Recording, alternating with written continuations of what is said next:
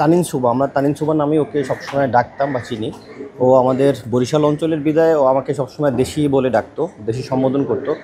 ওর কেরিয়ারের শুরু থেকে ও আমাদের সাথে, বিশেষ করে আমার সাথে ওর একটা যোগাযোগ ছিল, এবং আমাদের সাংবাদিক ভাই বোনেরা যারা ছিল সবার সাথে ওর একটা ভালো সম্পর্ক ছিল। খুব হাস্যোজ্জ্বল একটা মেয়ে ছিল, সবার সাথে দেখা হলে হাসি দিয়ে কথা বলতো, খুব ফ্রেন্ডলি ছিল। এবং এই জায়গা থেকে আমার মনে হয় যে ওই খুব কম সময় আমরা ওকে হারিয়েছি। চলচ্চিত্রে ওর যদি আরও কিছুদিন বেঁচে থাকলে আরও ভালো কিছু কাজ উপহার দিতে পারতো। তো সেই জায়গা থেকে অবশ্যই আমরা মিস করি, এবং ওর মতো আর্টিস্ট আরও দরকার ছিল, খুব সম্ভাবনাময় আর্টিস্ট ছিল। এই জায়গা থেকে ওকে আমরা মিস করি।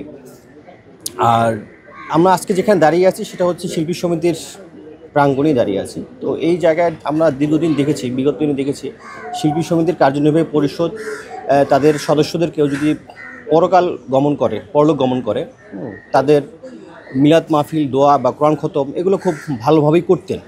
কিন্তু দুঃখের ব্যাপার হচ্ছে তানিন সুবা মারা গেছে খুব কম বয়সে, এবং এটা সবাইকে খুব বেদনাদায়ক বিষয় ছিল।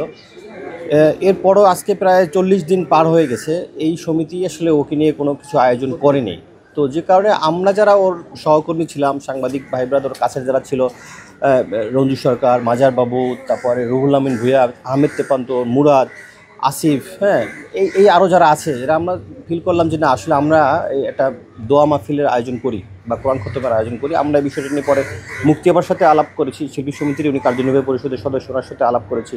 তো উনি বলছেন না, এটা আমরা তাহলে শিল্পী সমিতি যেহেতু করতেছে না, তাহলে আমরা নিজেরা একটা উদ্যোগ নিয়ে এটা করি। তো সেই জায়গা থেকেই আমরা ওনার সঙ্গে আলাপ আলোচনা করে পরে আমাদের সঙ্গে যুক্ত হয়েছেন অভিনেতা সনি রহমান।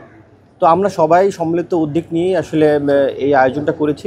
এটা আমার কাছে মনে হয়েছে আমাদের আসলে করা দরকার, সেই জায়গা থেকেই আসলে করা। আপনি কি মনে করেন আসলে এটা চলচ্চিত্র শিল্পী সমিতির কোনো গাফিলতি আছে?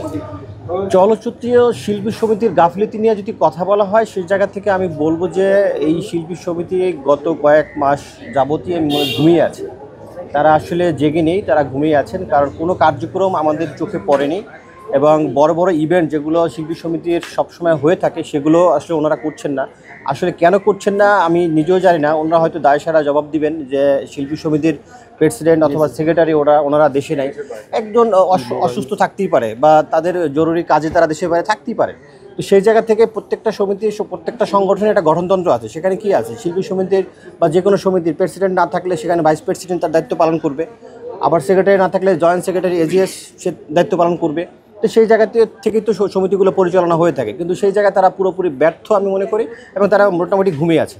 আচ্ছা ভাইয়া, জয় ভাই বলছিল যে সিনিয়র যারা অভিনেতা আছে, যেমন রুবেল ভাইয়ের নামটা আসছে, ডিপজল ভাইয়ের নামটা আসছে, তাদের অনুমতি আসলে পাইতে দেরি হয়েছে বা তারা অনুমতি এখনো দেয়নি। আসলে এখানে সিনিয়র হিসেবে কি তাদের দায়িত্ব নেই, তাদের অনুমতি জুনিয়রদের নিয়ে মিলাদ মাহফিল করতে হবে কেন?